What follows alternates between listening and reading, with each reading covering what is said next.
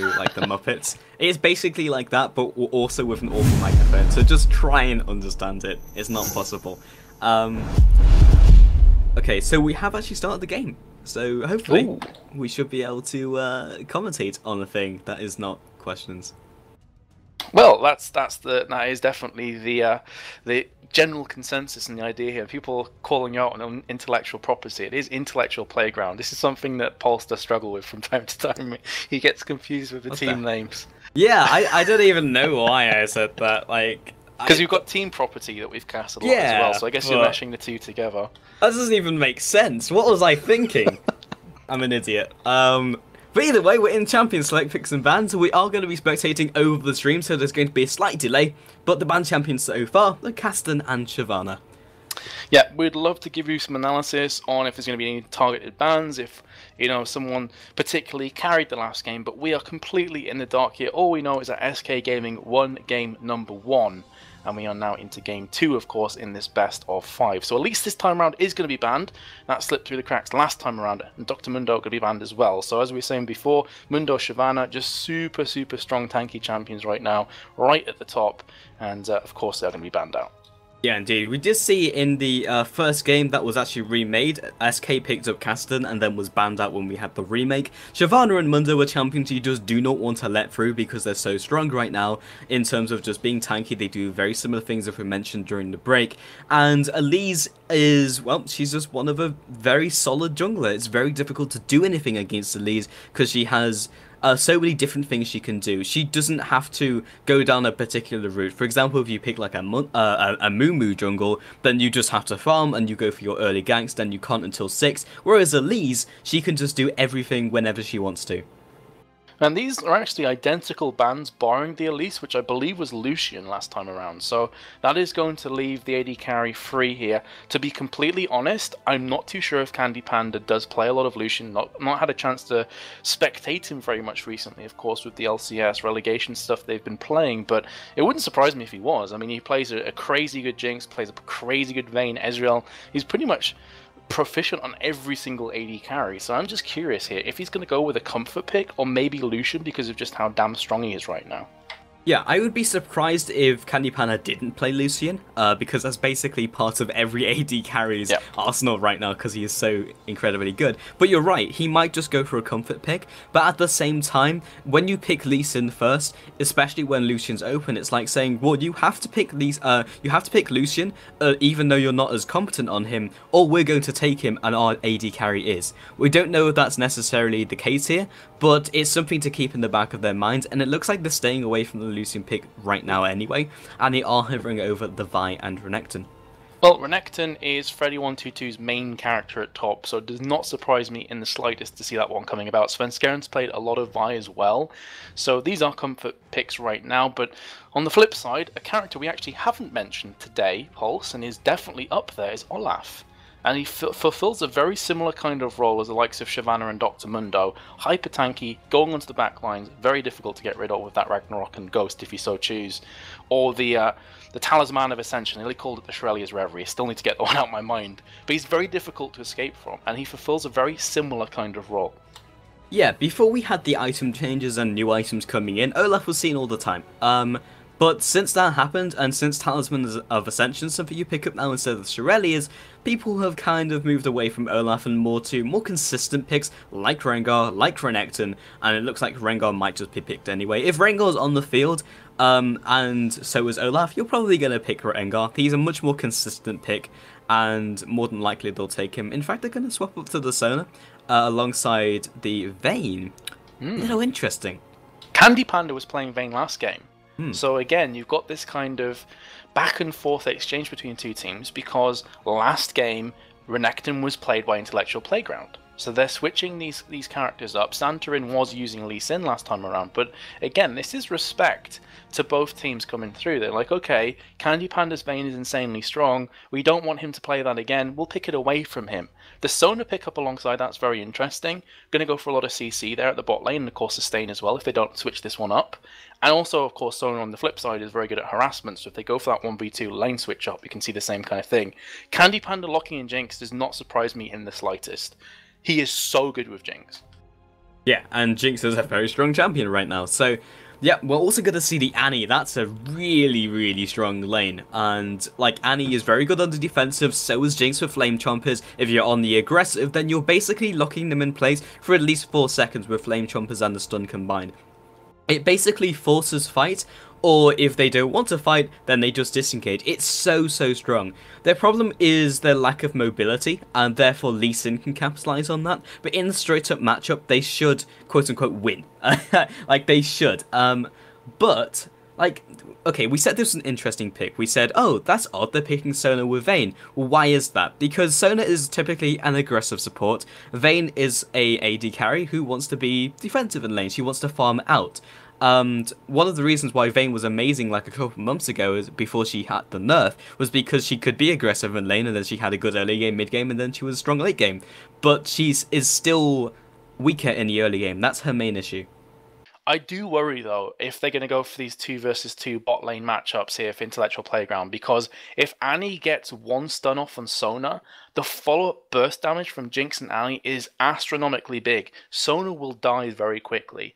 So I wouldn't be too surprised here, Paul. So I'd like you to just kind of shed your feelings on this as well, but I would expect to see a lane switch up here, honestly. And I think the Intellectual Playground will probably instigate it. Yeah, agreed. Especially after picking up Vlad and Gragas. Both of those champions can 1 versus 2. Vladimir, kind of with a bit of help from Lee Sin, will be able to 1 versus 2. Gragas, not so much. He'll be able to do that from level 1. But I would not want to face down Annie Jinx as Vayne and Sona. As you mentioned, their burst is so high, you could see a level 1 or level 2 kill. Just on the basis that at level 2, hit Flame Chompers, hit Zap, Sona dies. Yeah. That's essentially how easy it is. So it's unlikely we'll see that. Again, we might see a read from SK. That's what we're going to have to see in this game. Vi has been picked up alongside the Orianna, so already got the ball delivery system. Renekton's a very consistent lane no matter who he's against. So I feel from the offset, SK have the upper hand from picks and bans. Yep, I would definitely agree with that. So many comfort picks as well on the side of SK Gaming. As you say, the composition on top of that is just so well oiled and put together that there aren't really too many weaknesses. You've got a nice balance of AD and AP damage, you've got tanks, you've got the ball delivery system, you've got a lot of peel as well for Jinx, plus the fact, of course, with the Get Excited passive, if gets a kill or an assist in teamfight, it's going to be darting around the edges.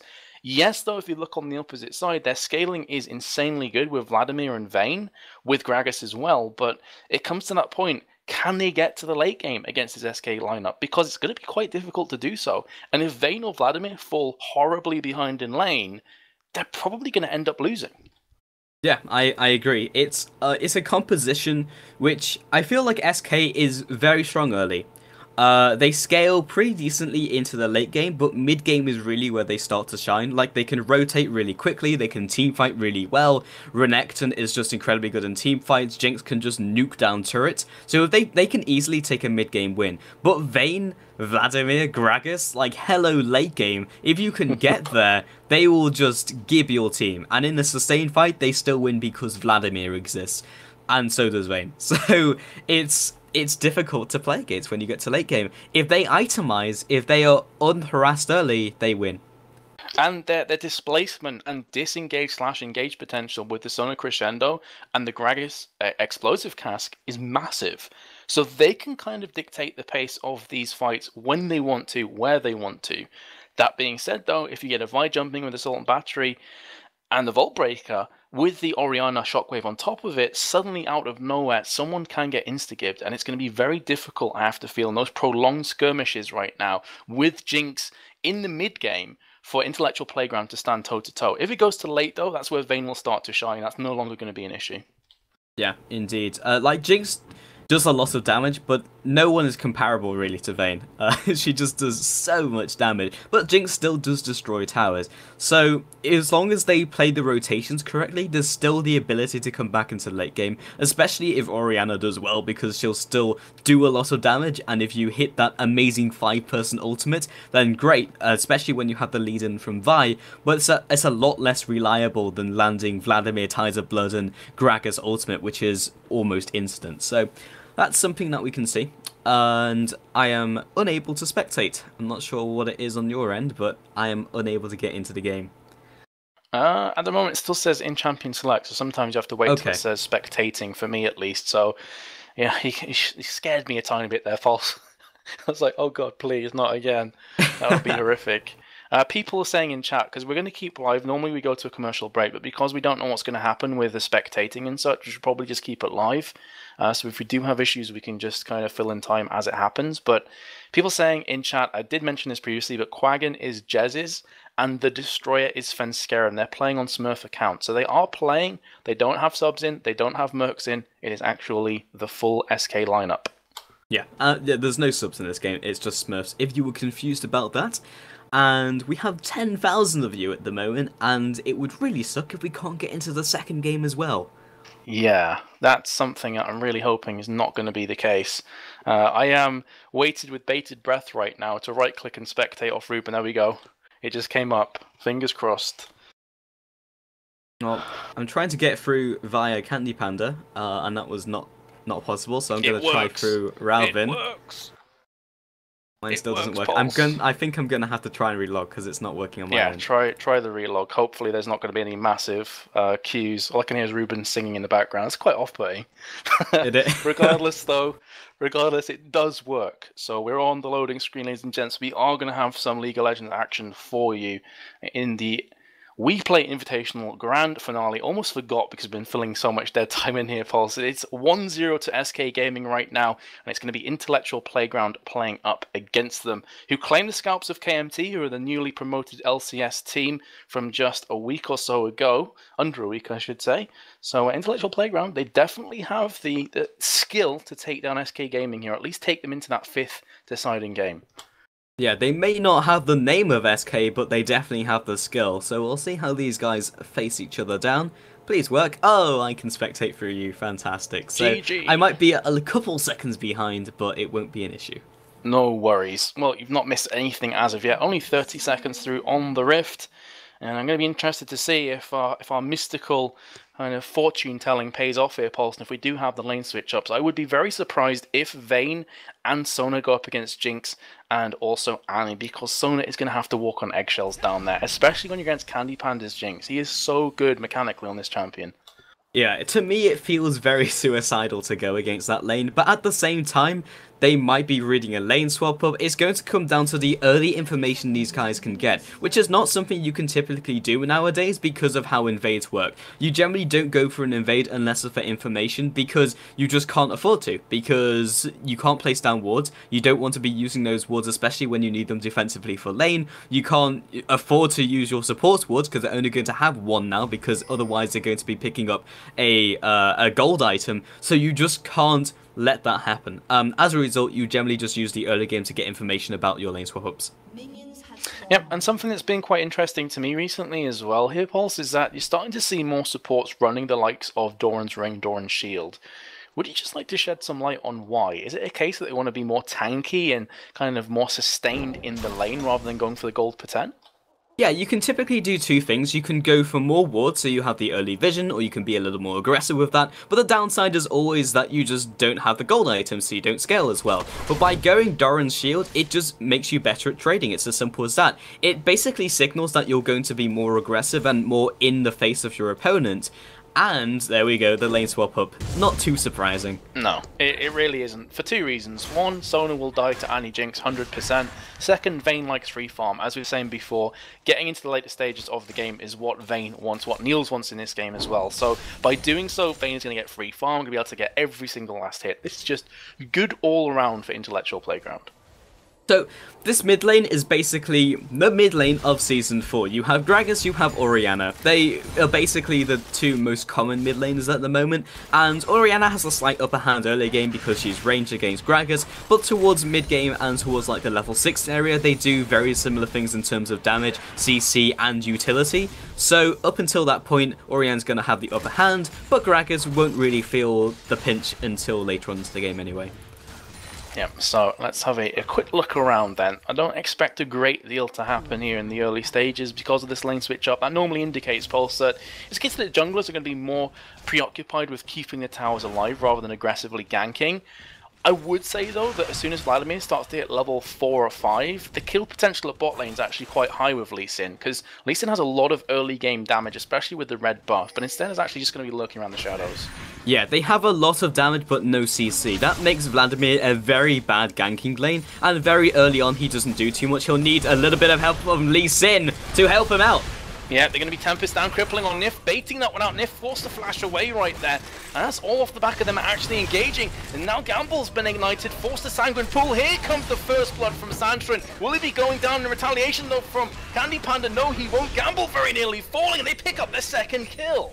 Perfectly played from that bottom lane. Vladimir and Lee Sin just comboing auto attacks, takes their tower shot, but knew exactly how much damage they could take. 2-0 already. That is literally the perfect start for Vladimir. It could have not gone better. Lee Sin doesn't even need to touch the bottom lane anymore. Putting that duo lane behind means that Vayne doesn't need to really feel any pressure from Renekton and lane swap ups. The tower isn't going to fall as fast as it normally would. Vi hasn't gone for the gank top lane yet either, so the amount of pressure and like how massively that single gank has affected the game is huge. Yeah, because look at what Gamble's picked up. 2 amplifying tomes. That's 40 additional ability power that's going to be going into transfusion. So you're going to get more health back, more sustain in the lane, and be able to bully it and kind of push back a tiny bit more. So his tower should be staying alive. Plus the fact that Santrin picked up that early kill as well, early Spirit Stone, and also Cloth Armor. So he's even tankier in the early stages of this game. Usually what you would say about a Vladimir 1 versus 2 is that his weak game is so his early game is so weak that you can be punished incredibly hard, to the point where you won't even get to like level 3, level 4 where you can start transfusing all day, and that's very difficult. But by getting a kill early, and by the fact he's above the levels of his lane opponents, it opens him up as a gank lane for Lee Sin, who is in fact also looking for another gank, and it means he can just sustain himself regardless. Yeah, well, here comes Santrin for take 2. He knows that both the summoners are down from SK's bot lane. Both flashes and the ignite and barrier, so that's the reason he's lurking around here. And I really like the play as well, going back to that first 2 kills, Pauls, that Gamble baited out the stun from Annie and the follow-up damage, and then suddenly Santrin pounced with the safeguard. Really like that bait, realizing they were stronger in that 2 versus 2 with a double buff. Yeah, it was just absolutely perfect, and Santrin doesn't need to go anywhere else. Like, mid lane is not a ganking option until they hit level 6 anyway. Top lane doesn't need his help because Vi isn't going to be able to gank effectively, as we just saw. The failed gank came in because Vi cannot go top lane, because there are wards, because you have the duo lane. There's still going to be so much vision, you can't do anything. Top tower is already down to about 10% HP, bottom tower almost full. Yeah, and for all of the achievements, I guess you could say, and the advantages that Gamble currently has on Vladimir, is the complete role reversal for Freddy122, who's being forced back to his tower from Vayne and Sona. Very difficult to lane up against this. That tower's likely going to be falling, and then you could even see the tower knife coming in from Santrin onto Candy Panda. That is going to be him falling down. Here's Gragas from the side. Nif should be following suit as well. So they're going to be picking up a 4-for-1 overall here as the kill does go back to Candy Panda. So a slight bit of reward back, but the damage has already been done. Yeah, indeed. 4-1 already with a team who scales incredibly well. They're pushing Vi away from the turret. It's not going to result in the kill, and Godbro gets punched by the tower for his troubles. But Kraken is just going to push down the middle lane.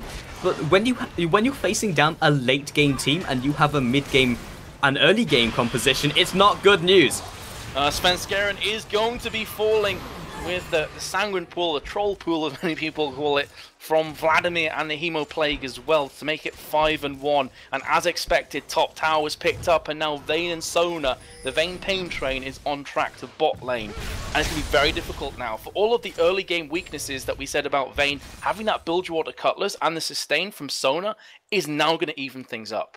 Yeah, and it's not like SK have taken any advantages. Like, Jazzes was trying his best to batter down the middle turret, but the fact that, like, Gragas wasn't even there and he literally was just pushing all day and we had so much presence from the jungler, it only took it down to 50% HP. And for losing another 4 kills over your opponent and losing another tower, it's just simply not worth it. Well, it's not looking too good for Santrin. Is he going to be going through the wall here? He does have 2 wards in his back pocket. There we go. There's the safeguard. There's the ward jump. And he will be getting back to safety. The only saving grace right now from SK that I can see is that Oriana's been farming up a storm in mid. 28 ahead of Gragas. But that's not going to do much to mitigate this 5-1 scoreline. If they can pick Dragon up, though, this would be nice for SK. Yeah, early dragons are proportionally not as strong as they used to be, but it's still something, and they needed to take some sort of objective, because otherwise it would have been disastrous as the Gragas Bow comes in trying to steal that one away. Just testing Svenskeren and smiting capabilities, and he passed the test this time around, Paul. So if he'd missed that, oh, I don't even want to imagine what the mentality would have been like on SK's comms. It'd have been like, guys, what the hell is going on? Yeah, they really needed that dragon, and I'm glad that they got it, because it will mean that they have a little bit of safety as they transition into the mid game, but it's all about surviving and making sure they can survive, because if they get to late game, straight up on picks, they just lose. They do not win in any circumstance. But what they do have is a very good laning phase, and now that we've had the swap up, Freddy should be winning against Gamble and has in fact popped Dominus. He has, he's going after. The Ghost has been popped though from Gamble, so he's going to have the maneuverability over Freddy122, also popped his Ghost, but there's the Sanguine Pool again, we'll get him out of dodge. So that's an ultimate and summoner burnt off from Freddy122.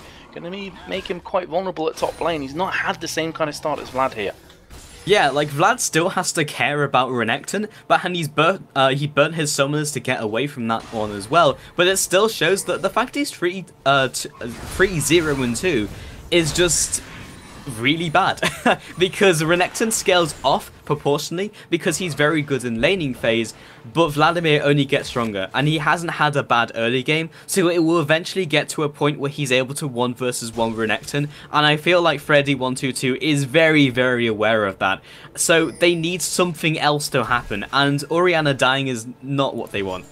Exactly, and that's the key thing, right? If we had to, in fact, hold that thought, because mid lane actually, the Quacken, or Jez's, as he's also known as, has been actually gauged upon. There's the shockwave coming out. I think that's more defensively than anything else to try and buy them some time, and he's done just that. They will be able to back on away with the aforementioned Freddy122's Renekton. But as I was going to say, that's definitely the case here, Paul, so that if both compositions were equally strong late game, this would be bad, but it wouldn't be that bad. It's like, okay guys, we can bounce back from this. But it's a ticking time bomb. You know that if you give Vlad, you know if you give Vayne farm, they're going to crush you in the mid to late. When it gets to about 40 minutes, that's where they're going to start to shine. The fact that Vlad's 3-0 has just put him forward by 10-15 minutes. Yeah, and one of the very annoying things is that essentially all of Intellectual Playground ultimates and cooldowns are just throwaway. They can just throw away their ultimates, throw away all of these big cooldowns and be like, okay, well, we're only going to get stronger, so it's not a big deal. Whereas if they trade an ultimate for an ultimate, that means that SK are losing those ultimates that they need to teamfight and need to get ahead. So by burning those in laning phase, by burning those in these small skirmishes that don't in the long term really matter very much, they're drawing further and further ahead. So, obviously, a dragon was picked up previously, so it's going to be a bit of a farming frenzy at bot lane, but Candy Panda and Nif have to keep careful because Santrin is going to try and do his same trick again. In fact, Crescendo has landed a bot. Candy Panda taking so much damage right now. Here comes Santrin from the side, the Q not quite landing, but the final hour has been popped off. Niels will pick up that kill on Candy Panda, and now they need to be a bit careful as Svenskeren, but in a 3 versus 2, I think they want to pick up this fight. Yeah, and by having that lane swap up, they've passed the stage where Jinx and Annie are very annoying to lane against, because Niels and Sona, what they have is really good level 6 engage. We saw right there, Crescendo into final hour, and just the general trading potential of Vayne is significantly better than Nif and Candy Panda. But the only reason why that typically wouldn't normally work is because they have a better pre-6 laning phase, and if they get past that, then they'll maintain that advantage. But that never happened because we had that lane swap up. Exactly, and all of the burst damage and the scare factor from Sona is no longer there. Got the early Ruby Crystal and also the Bilgewater Cutlass from Vayne, as I was mentioned previously. So all the problems they had in those first 5 to 10 minutes have been completely wiped clean. And now we're starting to see the blunt force trauma that is Vayne and Vladimir. Already, I've got to say that SK Gaming, I don't want to call this game because it's still very early days, Pauls, but it's a mountain to climb for them because it's only going to get harder. Yeah, it's absolutely a playmaking team though, I would say that for them. It's just a team composition that definitely gets outscaled, and they're going to have to deal with Vladimir at some point. Like, Gamble is going to become an issue, but they cannot commit any resources to it. He's 3-0-2 and farming very well against Renekton, who is being outfarmed. Renekton can still duel him, but as soon as we hit that point where Gamble outtrades Freddy 1-2-2, they need to commit 2 people to him, and at that stage, they basically lose the game. So they're up against the timer as they find Nif, and chunk him down to to about 60% HP, and now they're just applying pressure in mid lane. They don't even need to be aggressive about this either, metas. They can just push down the mid lane, chip away at it, back off and do wolves. Exactly, and the onus is on SK Gaming. Again, that ticking time bomb. They have to make something happen. Intellectual Playground, they're going to be completely fine with this tactic. Like, okay, we'll just take a couple of shots each time a wave pushes, and that's going to force Freddy 1-2 to come down. That's going to also force Candy Panda eventually to come mid lane, or they face missing this mid tower. And that's just going to put them in a really, really strong position. Dragon's up in 35 seconds. This could be the moment where SK Gaming try and make some plays, as I said before. They've got a good team for it.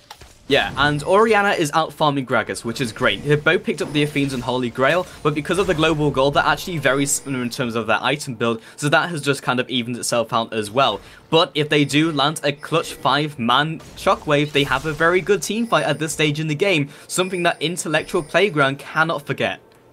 I think a lot's going to come on down to Wendelbu though, and how he positions with Sona, because if the shockwave comes down and you get an instant crescendo up in the grill of SK Gaming, that effectively just neutralizes it.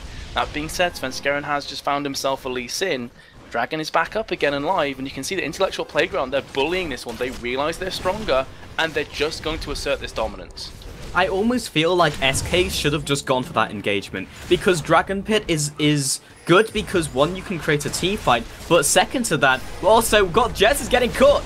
Oh, well, this is not going to be good news for SK. Although Candy Panda has picked up the kill onto Vayne, so they may be able to turn this one back around. Freddy 1-2-2 is very tanky right now. They picked up a 2-for-0, go back onto this, make that a 3-for-0, and SK Gaming out of nowhere are making the big plays. Gamble's now going to be the next player to fall. Shut down from Candy Panda. 4-for-1 trade, double kill for Vladimir coming in there. But this should actually be the ace. Candy Panda chasing down with the red buff. Can Wendelbu survive this onslaught? Candy Panda going deep right now. Red buff will be enough with a consistent rocket launchers coming on out. My goodness, Pulse, talk about a pixel perfect team fight. Yeah, so delayed ace comes in for SK, and that's exactly what they needed. But the point I was going to make about Dragon is because not only it's a team fight that you can instantly get, but it's a team fight where everyone is going to be clumped up while they're taking Dragon. So that's perfect for their team fight because they're all about landing the big Orianna ultimate, which requires them to be clumped up. Which is what they got anyway because they were in jungle. So it wasn't necessarily because they were using Orianna as bait, it's because they reactively played to the aggressive picking from Intellectual Playground. And that was more a mistake than them going out of their way to make a play. So it was good, but they can't rely on that constantly happening.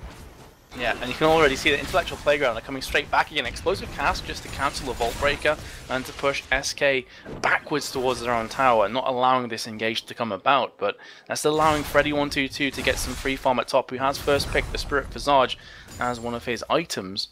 And now SK, you know, that shows a bit of their experience. That's one of the things that you said as well. They've got that big name behind them. Candy Panda and Nif have been playing together forever. The rest of the team is really starting to gel. Spoke to actually both Candy Panda and Nif at DreamHack, and they talked about the gelling of the team was starting to come to a place where everyone was happy with. So you fast forward a couple more weeks, they're going to be in a good position here. And it's those kind of situations, these close, nitty-gritty situations, where the experience is really going to shine through. Intellectual Playground, very good mechanical, individual skill team. But when it comes down to it, do they have the same kind of calm under pressure approach that SK Gaming have? Because it seems that last team fight maybe not the case. Yeah, and I feel like the play that Intellectual Playground need to make here is literally just slow the game down, make sure they don't accelerate it any more than they need to, and make sure that Freddy doesn't kill Gamble. Well, Gamble is now starting to find out what Renekton feels like with Spirit Visage.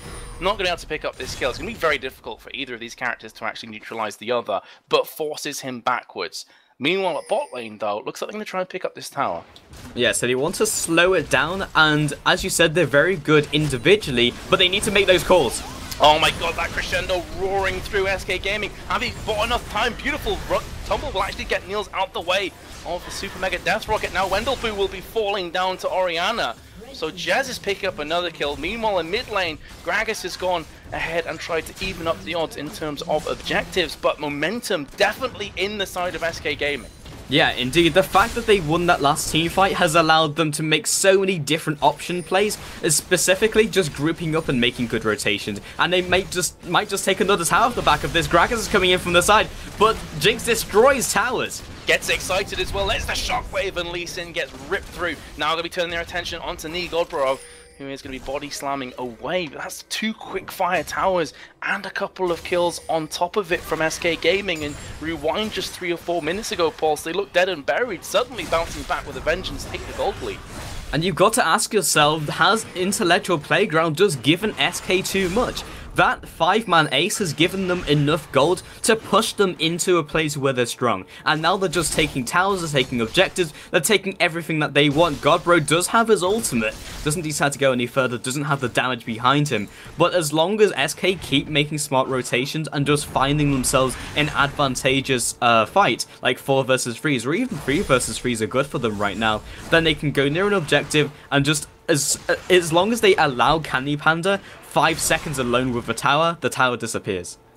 Yep, that is a very true point. And plus the fact that after picking up the tower gets excited and can escape as well. In fact, team up playing has been popped and the ignite as well from Freddy122. Dominance has been utilized as well. Here comes Explosive Cast. Is it going to be enough damage? Freddy122 so tanky. I love that first item he picked up at Spirit Visage. It's kept him alive a couple of times right now, and he will be able to live to fight for another day. So 2 ultimates going down there from Intellectual Playground. It does force Freddy122 back, but he's got the cavalry in the form of Nif and Svenskeren at top lane. Yeah, and you'll most likely see in the early and mid game huge itemizations in terms of magic resist, because you have double AP carry. Vladimir gets strong into the late game, so it's always going to scale well, and then Gragas is the burst you have to be worried about, but Vayne's damage will start to ramp up later on into the game. Lee Sin is the only person you have to deal with in terms of attack damage, and he's not going to be dealing that much because he's gone for a tanky build. So they'll most likely be itemizing heavy on the magic resist, which will be efficient until kind of later on into the game. You know, I said this previously in the game because Jesus was playing so well. In fact, I would have thought because Sona's been caught out of position well and truly. Ultimate from Svenskeren to seal the deal. May have been slightly overkill, but they wanted to make sure Sona wasn't able to slip away. Still has the flash available actually, and the crescendo as well. We're trying to steal away this red buff. Niels has been stunned out of position well and truly in no man's land, and will be finding himself taken out for Jez's 4th kill, 4-0-4, 10-8 in kills, red buff stolen as well. It's just going from bad to worse. Yeah, this is kind of the stage you expected SK Gaming to be earlier on into the game, but you've just allowed them to come back into the game with that amazing play earlier, and they're just building up momentum, and it's really just down to Intellectual Playground to try and stop that, but that's not the game they want to be playing. They want to be trying and get this late game, and by just letting SK do whatever they want is not going to fulfill that goal. Yeah, and actually, I think the scoreline here, Pulse, has gone from 8-1 in Intellectual Playground's favour to 8-10. I think it's been 9 consecutive kills now for SK Gaming, which again goes to show the momentum shift in this matchup. Question is, can Intellectual Playground stave off this onslaught? Can they pull one back and stop this killing spree from SK Gaming overall? I was going to say before, you know, Jez has said it, he's a saving grace for SK. He's playing very well in mid with 30 CS up on Gragas. He's come under a lot of fire recently as well, obviously, because he replaced Ocelot, didn't perform amazingly well by his own high standards at DreamHack, and people were questioning him. I gotta say, he's been playing pretty much flawlessly this game. He picked up the slack, and Candy Panda should be going down here. There we go. Shut down. Important kill coming in for Vayne, but I have to say that he's been picking up a lot of the slack in this game. Yeah, indeed. I just want to touch quickly on Candy Panda, because he was waiting in that bush for like at least 20, 30 or 40 seconds. I think it was more towards a minute, honestly. And then eventually when when Vayne did get into the bush and didn't even have vision, he whiffed the zap and just like lined himself up for Condemn and died. Like, that was the worst trap I've ever seen. We're not going to comment too much on it though, but yeah, I agree. Like, Jesus has done such a good job this game. He's one of the reasons, honestly, why they've stayed into the game, because questionably you could have said, well, he got caught, but he didn't really get caught because he just kited away from them perfectly, then re-engaged with the rest of his team. Now he's 4-0-4, so arguably he is one of the major factors, if not the factor, which has led them back into this game. And I just watched that back on the stream, and that's so uncharacteristic, if I can get my words out right, of Candy Panda. He missed everything, and he's normally a really strong Jinx player. Top lane, Freddy122 and Gamble again are going to butt heads, but again, it's just not really a lot of kill potential right now at this top. Yeah, indeed. And he can't kill Freddy122 yet, which is still good, but this issue we were talking about earlier, where as soon as Gamble can out-trade Freddy, then they hit issues. But the fact that the game has been kind of accelerated has meant that Gamble hasn't hit that stage as fast as he would have liked. He does have cavalry though coming in now. Freddy122. Emo play goes down. Sangren Pool as well. It's going to be used from Gamble, who's trying his best to escape, but he's just delaying the inevitable. But will he actually pick up a kill? No, he won't. Svenskeren's life flashed before his eyes, but he will manage to recall. And lots of abilities being burnt in the process. 30-second respawn timer. Even though this is only 23.5 minutes repulse, this feels like a much later game. Like 30 or 35 minutes through this one. There's been so much action. God, bro. Well, Godbro is, I would imagine, going to be okay. Yeah, it's a safeguard, so he's going to be able to back away. Was the Ignite burn there? Yes, it was. Crescendo comes through, actually, from Wendelbo, and he's going to be backing away. Flash in from Jez's, and now the Assault and Battery. So a really strange turn of events. We'll see Sona falling down. Yeah, and they can't quite go any further, but the burst damage from... Oh, Jinx dies in the bottom lane as well. Once again, trying to go toe-to-toe with Vayne. It's just not a good idea, and Vayne just picks up a smart kill. Yes, Candy Panda had a lot of momentum, but that's still a Vayne with Blade of the Ruined King. Now Santrin's found himself. Svenskeren, who's doing a lot of consistent, sustained damage, will force away that ward jump again. So Candy Panda, he's going to have to go back to the drawing board. He can't afford to keep dueling Vayne, because if Vayne starts to get free kills, it's possible this momentum can shift back into Intellectual Playground's favour, because remember, late game, they still have the upper hand. Yeah, that's 2 kills just to Vayne. And especially when she's out farming Candy Panda anyway, Nails is just going to take each one of those kills, get closer and closer to that late game item build, and then become an issue that they had to deal with. Because prior to those 2 kills, Vayne was basically a non-factor. She had a Blade of Ruin King, okay, fine, but she's just going to carry on farming. Now she can become a very real teamfight presence with Static Shiv and Blade of the Ruin King. So she's finally become a factor purely because of Candy Panda just trying to kill her when that wasn't necessary. What I would say though, is that's an Orianna with Rabadon's Death Cap and also Athene's Unholy Grail. So if Orianna can land that combination, Vayne is not going to survive for very long in teamfights. Pretty much going to be able to delete her.